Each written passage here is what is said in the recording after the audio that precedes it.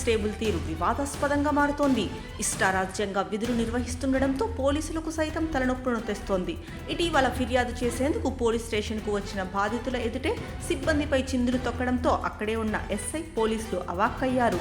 ఇంత జరుగుతున్నా ఆమెపై ఎవరూ ఫిర్యాదు చేయకపోవడంతో సివిల్ వివాదాల్లో సైతం జోక్యం చేసుకుంటున్నారు. 2 రోజుల కిందట ఏకంగా మండల మేజిస్ట్రేట్ తహసీల్దార్కు ఫోన్ చేసి రిజిస్ట్రేషన్ ఆపాలని చెప్పడంతో ఆమె ఉన్నతాధికారులకు ఫిర్యాదు చేసినట్లు సమాచారం. రాజగోపాల్పేట్ పోలీస్ స్టేషన్లో విధులు నిర్వహిస్తున్న ఓ హెడ్ కానిస్టేబుల్ రిసెప్షన్ గదిలో విధులు నిర్వహిస్తున్నారు. ఫిర్యాదు చేసేందుకు బాధితులు ముందుగా ఆమెనే కలవాల్సి రావడం అనుకూలంగా మార్చుకున్నారు.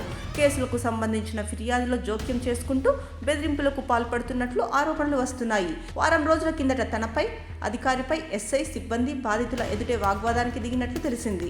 ఇక నంగనూరుకు చెందిన ఓ వ్యక్తి తన కూతురు పేరు 2 ఎకరాల భూమి రిజిస్ట్రేషన్ చేసేందుకు శనివారం స్లాట్ బుక్ చేసుకున్నాడు. రిజిస్ట్రేషన్ చేయొద్దని అతని కుమారుడు అడ్డు చెప్పడంతో వివాదం రాజగోపాల్పేట పోలీస్ స్టేషన్కు వెళ్లింది. ఈ విషయంపై మహిళా హెడ్ కానిస్టేబుల్ రిజిస్ట్రేషన్ ఆపాలని తహసీల్దార్కు ఫోన్ చేయడంతో ఆశ్చర్యానికి గురైన సదరు అధికారి ఎస్ఐకి మరో ఉన్నతాధికారికి ఫోన్ చేసి ఫిర్యాదు చేసినట్లు సమాచారం. ఈ విషయమై రాజగోపాల్పేట ఎస్ఐ ఎండి ఆసిఫ్ను వివరణ కోరగా మహిళా హెడ్ కానిస్టేబుల్ తహసీల్దార్కు ఫోన్ చేయడం నిజమేనన్నారు.